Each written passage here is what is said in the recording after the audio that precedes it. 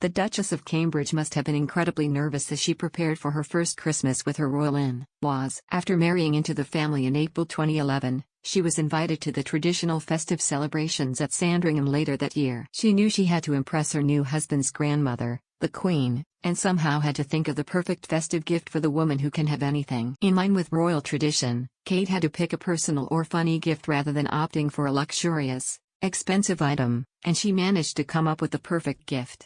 Rather than heading to the shops, she made the Queen a gorgeously personal gift, and it went down a treat.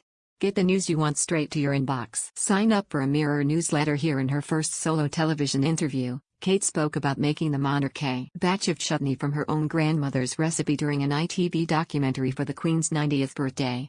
She said, "The Queen really cares. I can remember being at Sandringham for the first time at Christmas.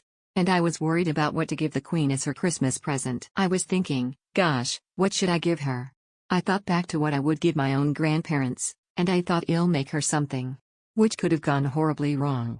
But I decided to make my granny's recipe of chutney." Despite her fears, the gift was a big hit.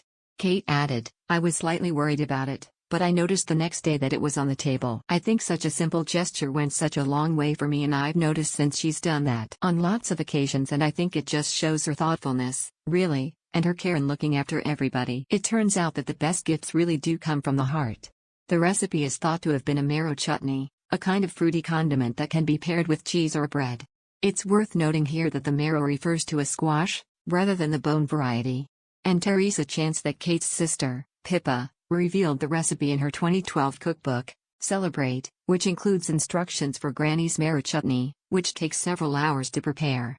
If you fancy giving it a whirl, here's the recipe. Ingredients: makes 8 jars, 1.8 kilograms marrows, peeled, de-seeded and chopped into small chunks 4 medium onions, peeled and chopped into small chunks 3 apples, peeled, cored and chopped into small chunks 225 grams sultanas or raisins, 225 grams stoned dates, roughly chopped 600 milliliters malt vinegar, 900 grams soft brown sugar, 1 teaspoon salt, 2 tablespoons ground ginger, 2 tablespoons mixed pickling spices, secured in a piece of muslin. How to make: put the chopped marrow, onions and apples into a large preserving pan, add the rest of the ingredients in the bag of spices and stir together, then place over a medium heat. Bring to a simmer, then reduce the heat and simmer gently from 1.5 to 2 hours or until well blended and thick. Take the pan off the heat, cool and remove the muslin, squeezing the liquid form from the bag.